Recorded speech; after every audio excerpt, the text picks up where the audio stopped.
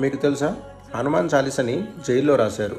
అవును, ఒకసారి ఏం జరిగిందంటే, మొఘల్ చక్రవర్తి అయిన అక్బర్ స్వామి తులసిదాస్ గారిని తన వద్దకు పిలుచుకొని నీ చమత్కారం ఏంటో చూపించమని అడిగాడు. అప్పుడు తులసిదాస్ గారు ఇలా చెప్పారు: చమత్కారాలు చూపించడానికి నేను మెజిషియన్ని కాదు, నేను ఒక సాధారణ శ్రీరాముని భక్తుని అని చెప్పారు.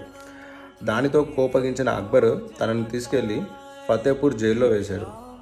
ఆ జైల్లో కూర్చొనే తులసిదాస్ గారు హనుమాన్ పైన 40 శ్లోకాలు రాశారు. ఆ 40 శ్లోకాలనే ఇప్పుడు మనం హనుమాన్ చాలీసగా చెప్పుకుంటున్నాము. ఆ శ్లోకాలు రాయడం ఎప్పుడైతే పూర్తయిందో, ఆ పూర్తయిన వెంటనే అక్కడికి వానర సేన వచ్చింది. అంటే కోతులన్నీ ఆ అక్బర్ రాజ్యాన్ని, అక్కడున్న జైల్ని చుట్టుముట్టాయి. అది చూసి భయపడిన అక్బర్ తులసిదాస్ దగ్గరికి వచ్చేసి క్షమాపణ కోరాడు. క్షమాపణ కోరిన వెంటనే అది చూసి శాంతించిన వానర సైన్యం అంతా అక్కడి నుంచి వెళ్ళిపోయింది. అప్పటి నుంచి ఆ హనుమాన్ చాలీసను సంకటహరణిగా పిలుస్తారు. అంటే నీకు ఏ ప్రాబ్లం వచ్చినప్పుడైనా సరే హనుమాన్ చాలీసను చదివితే నీకు ఆ ప్రాబ్లం పోతుంది అని అర్థం. జై శ్రీరామ్. అందరికీ హనుమాన్ జయంతి శుభాకాంక్షలు.